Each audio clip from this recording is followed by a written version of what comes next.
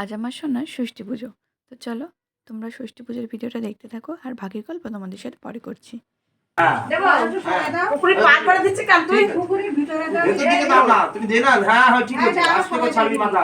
ধীরে ধীরে ছাড়, ধীরে ধীরে ঠিক আছে ঠিক আছে।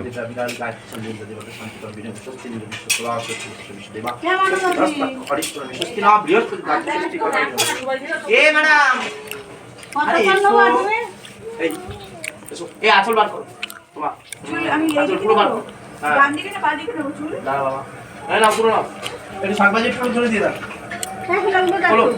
আমার উলুই বেরোচ্ছে না।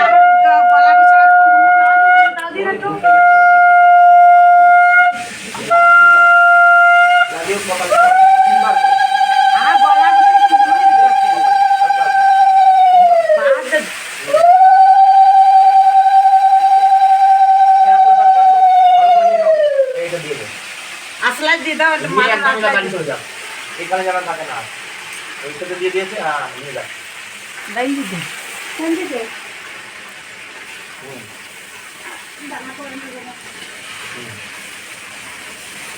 আর এখন এই মুখ কথা দিয়ে দে, তারপরে কলা আছে, মিষ্টি আছে, তুমি বাহাটা ধরে নাও, এই তারপরে এসো। হ্যাঁ ছুটে যাবে, দিতে গেলে ছোট মানুষ না হবে না, হ্যাঁ ছোট মানুষ না, এই আর প্লাস্টিকে এই টয়লেট পাশড়ি হয়ে গেছে। বাদে ধন্যবাদ।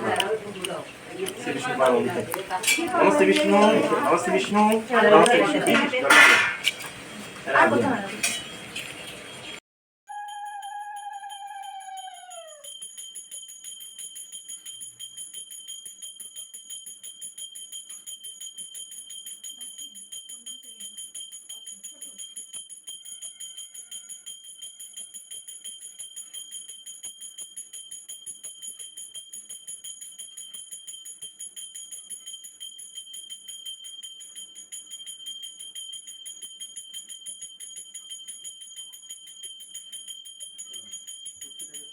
তোমরা তো দেখতেই পেলে পুজো শেষ হয়ে গেছে। তো এরপরে না এই সরাগুলো এই স্ত্রীদের দিতে হয়।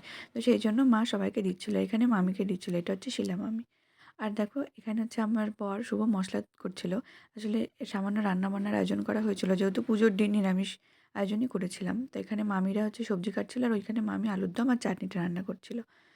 ফ্রাইড রাইসটা করতে পারে না, তো ফ্রাইড রাইসটা দাদা আর শুভ মানে আমার বর, এরা দুজন মিলে ফ্রাইড রাইসটা করছিল। তো আমার এই ছোট্ট ব্লগটা তোমাদের কেমন লাগলো অবশ্যই কমেন্টে জানিও।